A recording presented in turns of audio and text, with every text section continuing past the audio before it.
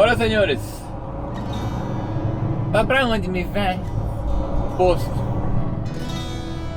Até agora não tem carga, agora já são 3h08 da tarde. E a gente tá aqui na cidade de Jackson. Eu vou entrar aqui nessa ruazinha aqui. A gente vai virar ali à direita, aqui nesse portão. Depois virar uma esquerda e vamos reto até chegar em cima na Highway 94. Tava olhando aqui na internet aqui alguma coisinha interessante aqui nessa cidade Jackson. Algumas coisas que eu vi. Eu tava falando ali que aqui foi o local ideal para poder fazer o trilho de trem debaixo da terra. Não entendi nada, nem sabia que existia isso. Underground Railroad. Pera aí, tio. Obrigado. Underground Railroad. Deve ser por aqui, em algum lugar. Quem quiser pesquisar aí, pesquisa, que eu nem sabia que existia isso. Falou também que aqui em Jackson parece que foi fundado em 1838. Assim, bem velho, né? E a primeira prisão do estado do Michigan está aqui em Jackson. E outra coisa interessante também é que Jackson foi colocado baseado no nome do presidente da época, que era Andrew Jackson. O que mais me vai? A versão dura e grande é filhões. Eles meteram 7 a 1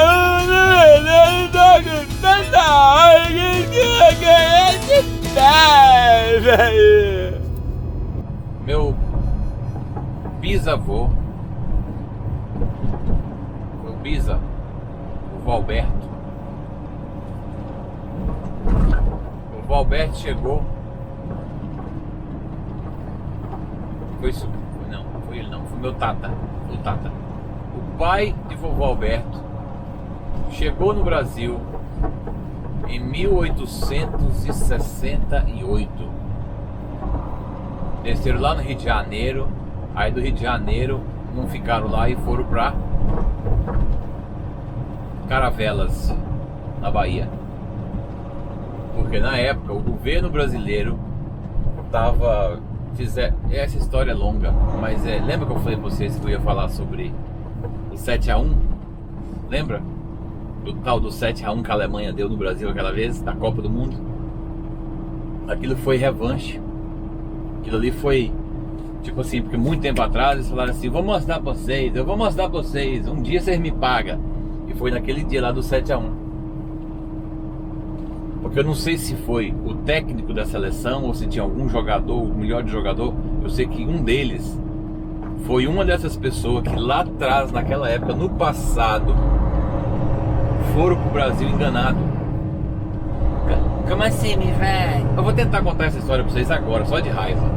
Eu ia pesquisar direitinho pra saber cada detalhe, mas eu vou contar assim no grosso. Depois quem quiser pesquisar, pesquisa. Muito bem. A história é o seguinte: tinha um rapazinho chamado Giofrotone. E esse rapazinho chamado Giofrotone tinha umas terras ali mais pro norte de Minas Gerais ali, que não tinha nada a ver com a cidade de hoje em dia, que se chama Giofrotone. E ele pegou e desceu mais pro sul, onde é que era, só tinha índio, o lugar era perigoso, cheio de mato e perigoso, e comprou aquelas terras.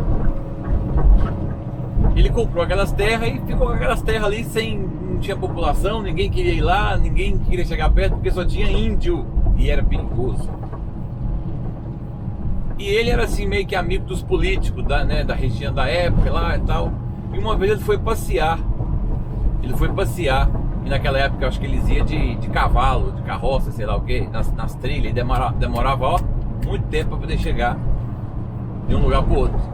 E ele foi passear lá em Petrópolis, no Rio de Janeiro. Quando ele chegou em Petrópolis, no Rio de Janeiro, ele ficou adamastorizado de alegria. Falou: meu Deus, eu não acredito, como que pode um lugar massa desse, legal, top da galáxia desse, Petrópolis. Por quê? Lá em Petrópolis, nessa época, já tinha chegado uma caravana da Alemanha, de gente, imigrante da Alemanha. E esses imigrantes que vieram da Alemanha transformaram a cidade. Tipo assim, ficou aquela coisa organizada, bonita, limpa, e que assim que fez uma diferença muito grande lá em Petrópolis. E aí ele falou assim: uai, mas eu queria muito pegar como é que eu faço para poder trazer um bocado de alemão e levar lá pro meu lado? Alguém pegou e falou para ele assim: não tá vindo mais nenhuma caravana para cá não, porque eles estão indo para Filadélfia, nos Estados Unidos, nessa época da imigração. Porque a conversa que tinha lá na Alemanha é que o Brasil era um país tão rico que as pessoas tomavam banho de leite. E lá na Alemanha, nessa época, lá no passado, eles estavam passando dificuldade. Estava passando dificuldade, a coisa não estava boa. Então todo mundo queria sair de lá e queria ir para algum lugar. Então foi uma galera lá para Petrópolis, e aí estava indo também para Filadélfia, nos Estados Unidos. Aí o tio Frotone pegou e falou assim: pode deixar comigo. Pois escreve aí pra mim aí, escreve aí, vai lá. Foi no cartório lá, na época lá, nos coisas que tinha que fazer do governo, para convidar e fazer o convite, para poder, né, conseguir a licença do governo, para poder fazer o que queria fazer. E foi lá e escreveu uma carta mandando lá pra Alemanha, convidando os alemães a vir para Filadélfia, no Brasil. Diz que essa carta chegou lá na Alemanha e enganou a galera lá, enganou os alemãos, porque um monte de gente lia Filadélfia e não lia qual que é o país, só via que era Filadélfia, porque estava na onda naquela época, estava uma febre de todo mundo ir para Filadélfia, Estados Unidos. O tio Frotone foi lá e conseguiu dar naquela guinada lá. E o que aconteceu? Veio um navio cheio de alemão de lá da Alemanha para ir para um lugar chamado Filadélfia. Mas me vai, que lugar é esse? Deixa eu explicar. Quando ele saiu de lá de Petrópolis e voltou para Minas, para as terras que ele tinha comprado, que era cheio de índio e mato, ele foi correndo. A primeira coisa que ele fez foi correndo lá nos órgãos do governo para registrou aquela terra dele com o nome de Filadélfia. Por isso que hoje em Tio Frotone tem um lugar lá que é um bairro chamado Bairro Filadélfia, e também tem o Hospital Filadélfia. O que aconteceu? A história que eu sei, que me contaram, posso estar errado, você me desculpa, a alemoada que tem por aí, a alemãozada aí, me desculpa se eu estiver falando errado, mas foi o que eu ouvi, eu não li, eu ouvi de alguém, que nessa época que ele estava fazendo os convites lá na Alemanha para o pessoal ir para o Brasil, eles classificaram em duas levas de pessoa. Os alemãos que fizeram faculdade, que tinha estudo, que era mais rico, que era mais top, mais da sociedade, ia para o sul do Brasil. E aí o tio Frotone pegou e falou assim: não, pode ser qualquer um, deu uma chance para qualquer tipo de gente para vir, que ele só queria saber dos alemãos, não precisava ser estudado, não precisava, por causa que era só mato e índio na região de Filadélfia, tio Frotone. Com isso, lá na Alemanha, esse convite de chegar, de ir pro tal do Filadélfia Brasil, lá que ninguém prestou atenção, foi mais para a classe mais pobre, o pessoal mais para as favelas, para os lugares dos alemães mais pobres, que não tinha estudo, que não tinha cultura, que não tinha emprego, que não tinha nada. Era uma oportunidade assim que não ia existir em outra vida. Então aquela classe trabalhadora que estava passando necessidade e aperto lá na Alemanha, na hora que viu a palavra Filadélfia, sabia nem ler, Filadélfia, tô dentro, vambora, porque todo mundo falava do tal do Filadélfia, entraram no navio e foram bater lá em Filadélfia, Brasil. Quando eles chegaram lá, é que eles foram ver aonde que eles foram se meter.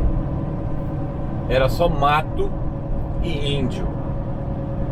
E aí, uma vez eu vi uma reportagem, quem quiser saber mais a respeito, pesquisa TV Imigrantes, lá de Tio Frotone. Lá vai estar, eu vi uma vez uma reportagem, uma mulher lá, uma legoa lá, contando essa história com mais detalhe. E ela ainda pega e ainda fala assim, ó: eles vieram, mas já tapiado, né? Já tapiado.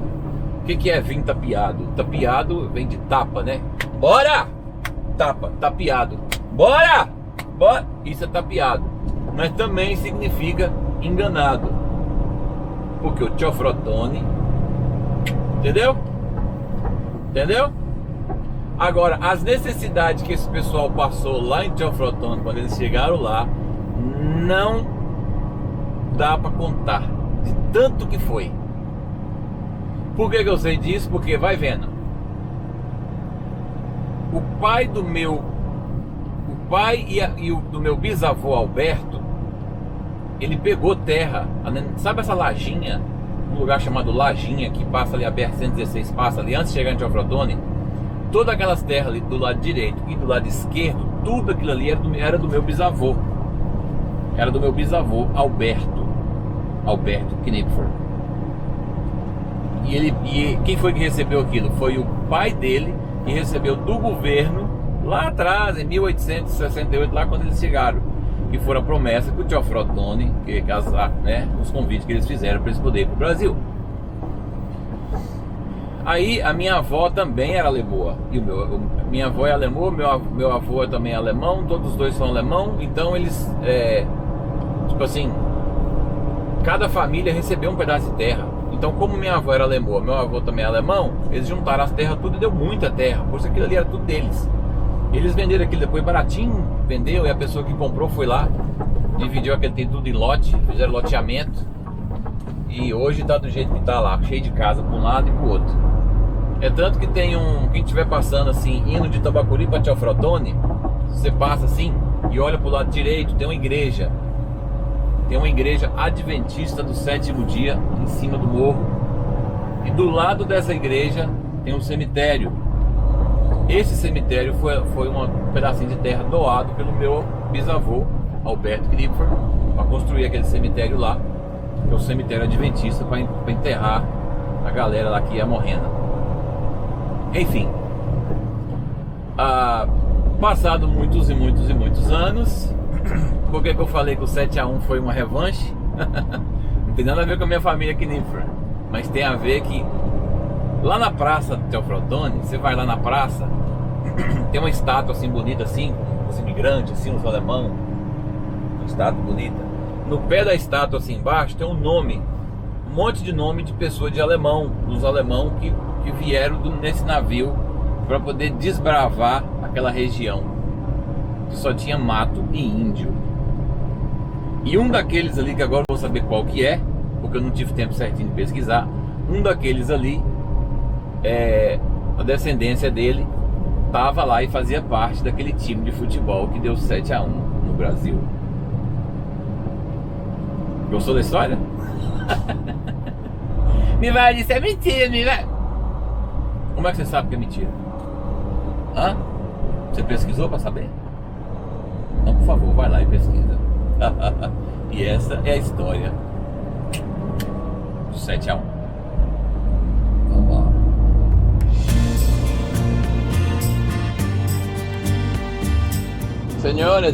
Senhoras, boa noite para todo mundo. Estou precisando da ajuda de vocês. O vídeo que vai sair amanhã vai ser uma versão curta e grossa. Só que tem 3 títulos que eu já veio da minha cabeça aqui, que eu não sei qual dos 3 que eu uso. Eu vou jogar para vocês poderem ver aqui. Aí vocês me ajudam a escolher. A versão curta e grossa é final de hoje. Eu sei que não tava comunicando com nós. A versão curta e grossa é final de hoje. Eu tenho certeza que o culpado de tudo isso foi uma família que hoje a gente chama de tchau. A versão curta e grossa é final de hoje. Eles meteram 7-1 no melhor jogo toda hora que eles queriam ganhar de 10. Como que não entendeu nada? Uma dicção limpa e perfeita como essa? Não, perfeito. Eu acho que o segundo, apesar de não ter entendido direito. Eu gostei mais do terceiro. Eu tô pra colocar o terceiro lá, viu? O terceiro é mais interessante. Então o que fala o terceiro? Que eu só entendi o segundo. Você entendeu o segundo? Então repete pra nós aí. O que tá falando o segundo? Aí, esse aí tá parecendo que o cara tomou 2 comprimidos de rebite e 4 comprimidos de diazepam junto, pra ver quem era mais forte. Eu tenho certeza que o culpado disso tudo é o rapazinho não sei o que lá de tchotchó. Mas acho que o terceiro é melhor, que tá falando não sei o que lá do 7-1. Tem que ser esse. Esse já parece que o diazepam ganhou a briga, mas o rebite tá ali ainda na queda, ainda não desistiu. Mas tá forte, mas o diazepam tá ganhando. Ah, você pegou a parada. Eu gostei de ver, tá vendo? Aí sim. Ó o terceiro. Eles meteram 7-1 no Brasil, que eu não entendi nada. Espera aí, eu vou lá. Espera aí, patrão velho, eu vou traduzir o terceiro. Eu já tô quase lá. Eles meteram 7-1 no Brasil, que eu tava com tanta raiva que eu nem acreditava. É isso? Não, quase isso. Quase acertou. Vou mandar a tradução aqui pra vocês verem o que é.